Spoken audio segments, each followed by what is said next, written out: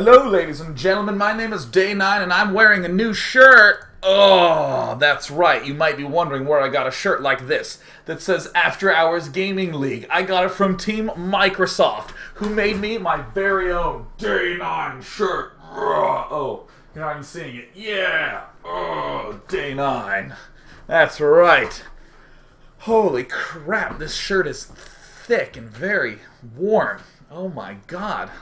That's fine. I don't give a damn, because we're going to go into part number 2 of Day 9 Daily number 415, where we are about to get into the good business of dealing with Mutalisks. Jackawu. Now, one thing I want to talk a little bit about is this idea of scaling up numbers of something. It doesn't work the way it would intuitively work in other situations, right? Like hell, if you put out an ant trap to deal with some ants, then you should be able to put out a lot of ant traps to deal with a lot of ants, right? There's some situations where the more is not necessarily the merrier. For instance, my car has 1 steering wheel. It will not handle better if I put in 20 steering wheels. And thus, the same actually works very much so in StarCraft, but it's somewhere in between. Stalkers will help up to a point, but if you get too many, it'll actually count against you. This is the difference between saying, I have 4 Templar in my army versus 100 Templar in my army. In the 100 Templar circumstance, you'll often not really be able to make that much more use out of it. So we're always going to be looking for this sort of right feel of Stalkers, and when we're sort of looking for those happy opportunities to not build them. Obviously, Blink Stalkers is going to be one of our big friends. Now, I didn't want to focus too much on Dimaga at this point in time, but he's just so damn good and so handsome. Remember those queens he got early, where he was getting all that extra creep? Notice how the creep spread early is what is going to allow Dimaga to create chokes out of thin air. Dimaga is actually going to be building spine crawlers all across this region. He would not be able to do that if he did not begin this very early creep spread. That's absolutely essential, because soon enough we will need to throw down spine crawlers to deal with a huge army. He's even getting a 2nd spire for upgrades. If you are ever going for this sort of Mutaling style, or just the Mutalisk heavy style, expand like crazy. Expand like crazy. Go crazy with the expanding. Go crazy with the expanding. Cool. Now, I also would like to note that Hero only has 6 gateways. Not a ton. He's getting some more. He's being pretty liberal with his spending money on cannons. We even see over here we have 3 cannons set up. We're going to be building pylons to plant down more. Phoenix is kind of helping to get us some positioning, and most importantly of all, getting this weapons level 2, and Stormers. Stormers are really important because Psionic Storm will help us kill off huge packs of Mutalisks relatively easily. However, it's very easy to say to yourself, well crap, I don't want to get too much gas on my Templar because I want to make more Stalkers! When you watch Hero play, he almost never has more than like 12 for quite some time. He relies a little bit more on Stormers and is happy to get these Zealots up. Is happy to spend some more gas getting up something like a +3 upgrade. Ah, delicious, wholesome water. Now, at this point in time, we've seen Dimaga actually get up to 25 Mutalisks, but he hasn't really done too much with them on the minimap. Even having trouble finding them. Here they are. In the Units Lost tab, there's been almost 0 exchange between these 2 players. But we've seen Hero be locked down pretty darn tight anyways. The Mutalisks are going to be springing into action fairly soon. One of the most important things that we're going to see a lot of good Protosses do is scoot themselves forward a little bit with their army. They're more than happy to do these kind of split-ups. Because, interestingly, with a Roach Hydra army, you, as a Protoss, tend to stay packed together. If you send 6 Zealots out this way, he'll send his Roaches there, kill them, and pull right back to where the rest of your army is. So you're like, oh, I don't want to split up. Against Mutalisks, it feels even more so like you should stay packed together. Because the Mutalisks are just flying everywhere, picking you off. But it's really important to see that this is actually the exact opposite. This sort of play is really good. Because if he misses these, if he misses the Zealots, then these Zealots are going to kill off this expansion. If he finds these, then suddenly the Mutalisks are here killing off these Zealots instead of here killing off this expansion. They're way back away from where we even want to expand. Hero, another big technique that he's going to be using to deal with Mutalisks, is going to be expanding a frick ton. Look at him splitting his army up. Phoenix is in one place, Zealots in another, and he has a really tiny force out in the middle. Nearly loses these sentries, but cool, we managed to deflect one counterattack. And again, these units are down here, which means that this is suddenly going to be really good. We don't even have to autopilot these. We can just, hell, park them there for a second if we think that a few seconds will help us a little bit more.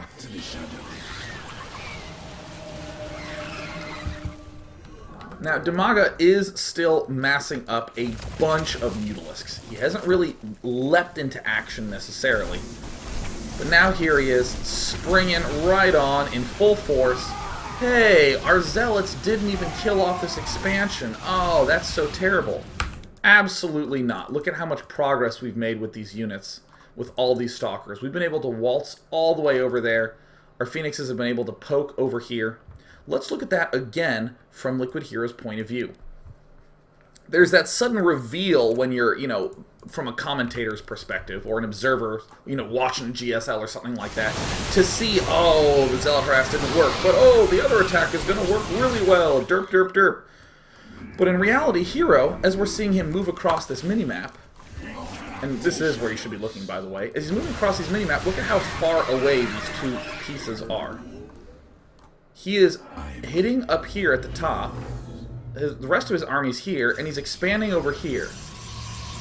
This is really far away from these Mutalisks. This whole army is really far away from this, which means the Mutalisks are going to be pulled away from that. It's a little counterintuitive if you're used to battling Roach Hydra. Against Roach Hydra, we always want to be in between ourselves and this huge road, or we always want to be in between his army and our new expansion. Are you also noticing that, wow, if you look around, these are the only Stalkers that have been built this entire time.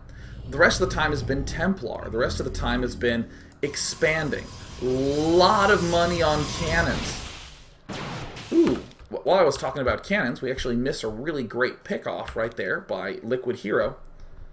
As we back up, this is this moment where I was like, holy cow, this great defense up here, all the Mutalisks are moving around, blah, blah, blah. And this attack might look like a suicide play. It might look like, let me try to get here and kill off this base. What this does, as I slow it down, is it controls the movement of these Mutalisks. If these Mutalisks showed up somewhere else, we could easily start putting pressure up on the front.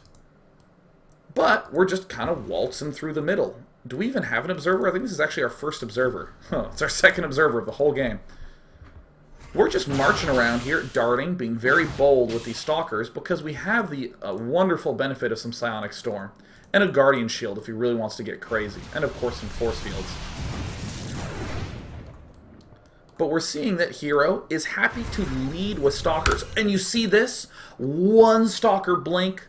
Holy double, double, double butts. Sending a Stalker ahead with one blink is one of the most brilliant, crisp, clean, simple vision gobbling techniques ever.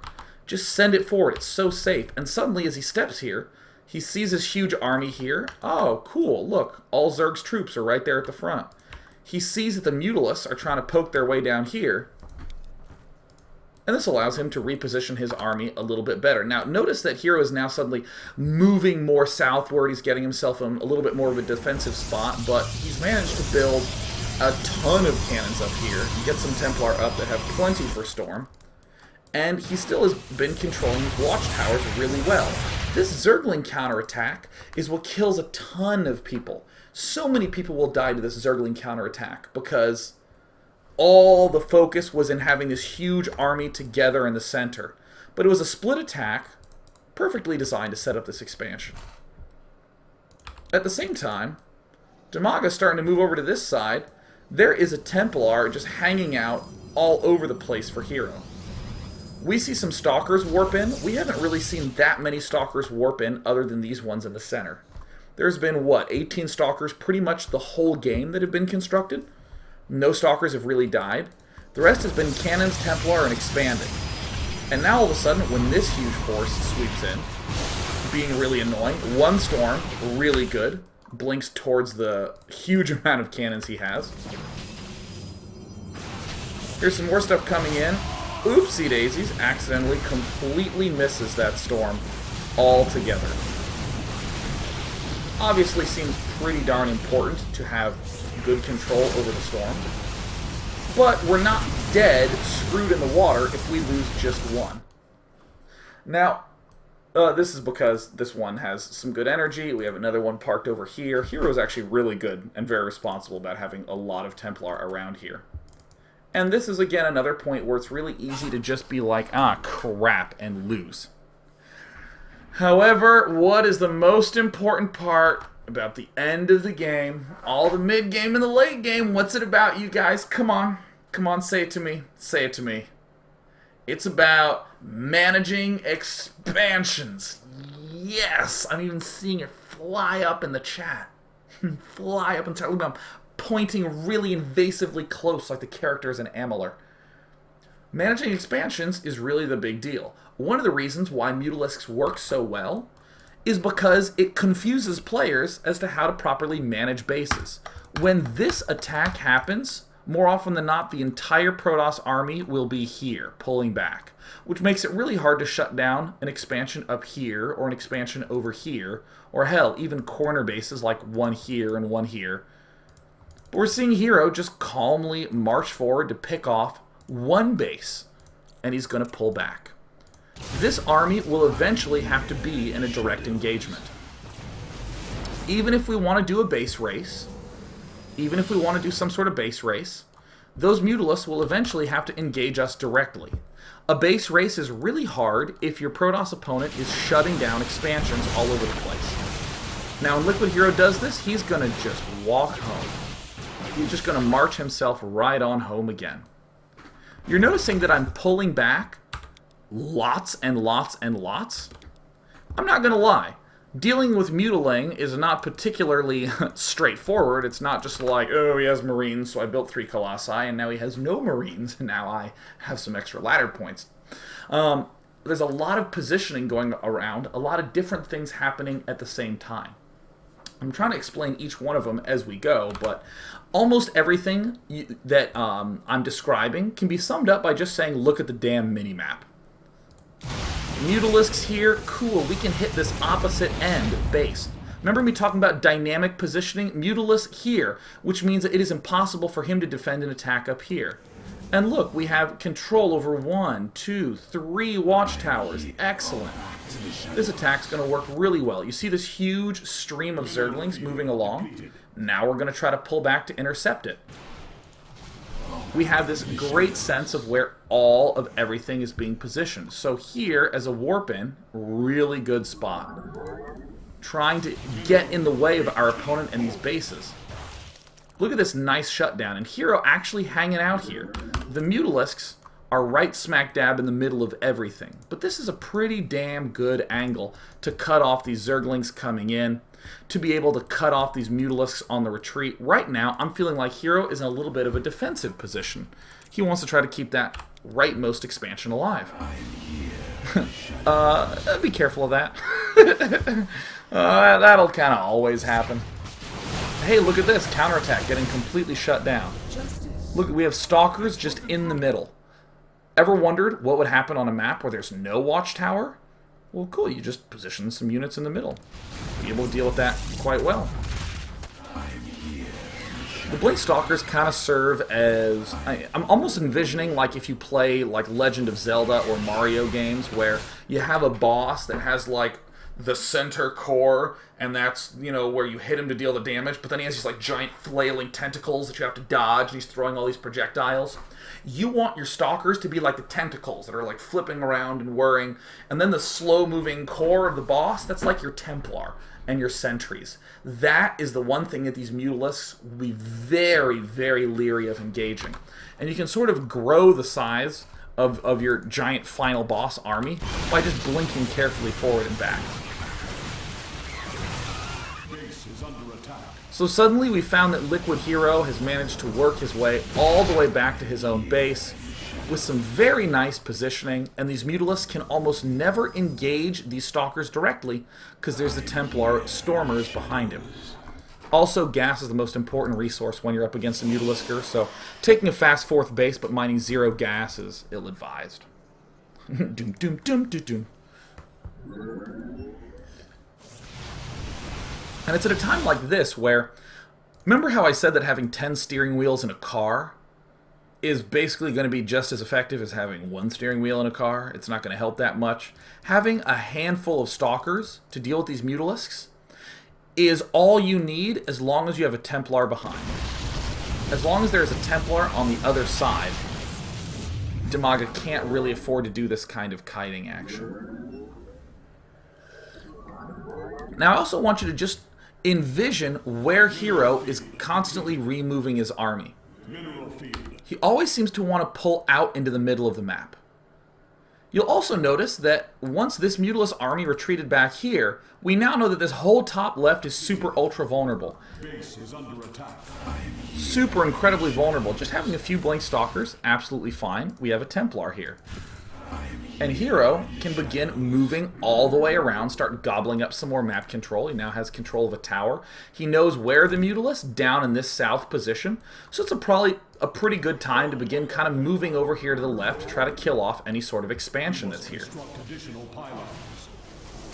And now the Mutalisks are there. He just needs to engage directly against the Mutalisks. Look at that. Couple of storms doing so much damage.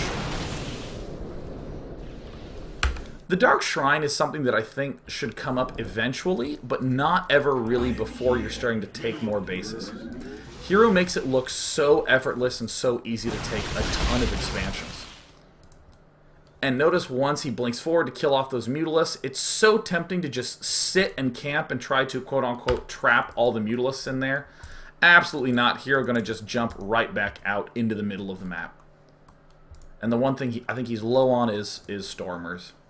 I have a habit of calling the unit by what it does. So these are Force Fielders, these are Stormers, these are Stalkers. Aw, yeah. And of course, because the late game is all about managing expansions, look at us. We're starting to check some expansions.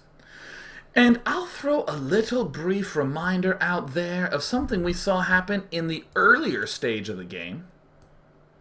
Remember when Hero made this huge advance forward, ready to do some sort of seeming attack? You know what he did with all that? He expanded. He expanded. Oh, yes. Hero is really aggressive with his expanding against Mutalisking players. He just gobbles up more and more and more bases. Now, you're actually seeing that the Mutalisks are moving down along here. Notice how much I'm spending down on the minimap. The Mutalisks are moving down here. This feels kind of vulnerable. We're going to do it anyways. Because much like the 5 Zealots way back here at the 15-minute mark, much like these Zealots that sort of broke off to head up to the top side to kill off this expansion, these Zealots help distract the Mutalisks for a really long time, so that way we could get this expansion up over here.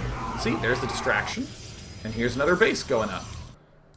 It kind of works the same way here at this 23-minute mark. This expansion down here, if these Mutalisks do end up running into this base, it'll give us plenty of time for this army to deal a nice huge block of damage up at the north side without anything there to help fend it off.